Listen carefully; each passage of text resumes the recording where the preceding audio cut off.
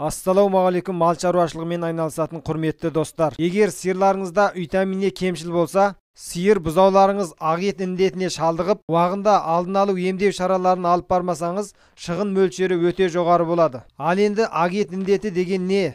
Ауру белгісі қалай алдын алып емдеу керек деген сұрақтарға жауап іздесеңіз, бұл видеоны соңына дейін көріңіз. Видеоны бастамас бұрын лайк басып, арнаға жазылып, еңбегімізді бағалап қолдап қоюды ұмытпаңыз.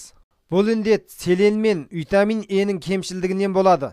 Ерекшелігі қанға бұлшық еті мен жүрек бұлшық еті қасиетін өзгертеді, өлеттенеді, өңірлік сипатты пайда болады. Бұзауларда біршама көп кездеседі. Ауру барысы шуғыл, орташа және созылмалы болып 3 типке бөлінеді. Шуғыл типі көбінесе кенеттен өледі. Орташа типінде сиыр салғырттанып, арқа белдемелері сіресіп, аяқ алыстары өзгереді. Артқы аяғын бұраңдатып жүреді де, аурудың соңғы мезгілінде орнынан тұра алмай қалады. Жаясы ісіп қатаяды, тамыр соғуы жиілеп, тыныс алуы тездейді. Ауруға шалдыққан бұзаудың тамыр соғу рет саны минутына 120-дан асады. Алғашында жүрек соғуы күшейеді, соңынан әлсіреп, жүрек ритмі қалыпсызданады. Ал енді созылмалы типінде індетке шалдыққан сиырдың жүрісі сағызданып, тәлтіректеп жаталақшиды, салғырттанып, оттауы азаяды, кейде жемірленеді, жүні ұйпаланып, жылтырлығынан айырылады, кілегей қабықтары ағарып, іші өтіп, жиі несептейді, тамыр соғуы жиілеп, тыныс алуы тездейді. Алдын алу емдеу шарасына келсек, селен мен витамин Е өкілдерін бір уақытта қолдана отырып емдеу алып баруы тиіс. Ол үшін мен сіздерге мынада 2 түрлі препаратты қолдануды ұсынамын.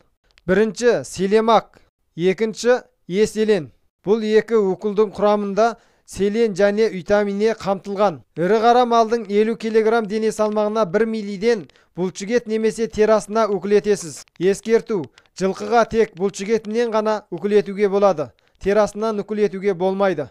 Егер ауру малдың тыныс алуы қиындасса, аминопилинді бұлшық еттен өкілету керек. Ал егер жүрек соғуы әлсіреп, жөтеліп, өкпесінде қабыну байқалса, антибиотик, сонымен қатар іші өткенде жағдайға қарай отырып, ішін тоқтататын дәрілерді қоса істету керек.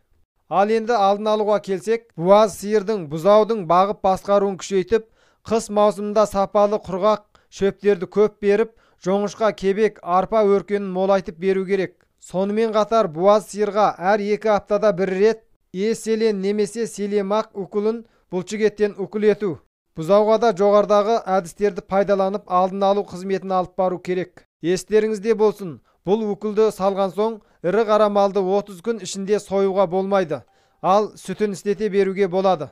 Мінекей құрметті көрермен, сіздер ақ ет індеті туралы және оны қалай емдеу туралы білдіңіздер деп ойлаймын. Видео пайдалы болса лайк басып, арнаға жазылып, достарыңызбен бөлісіп қолдап қоюды ұмытпаңыз. Келесі видеода кездескенше сау саламат болыңыздар.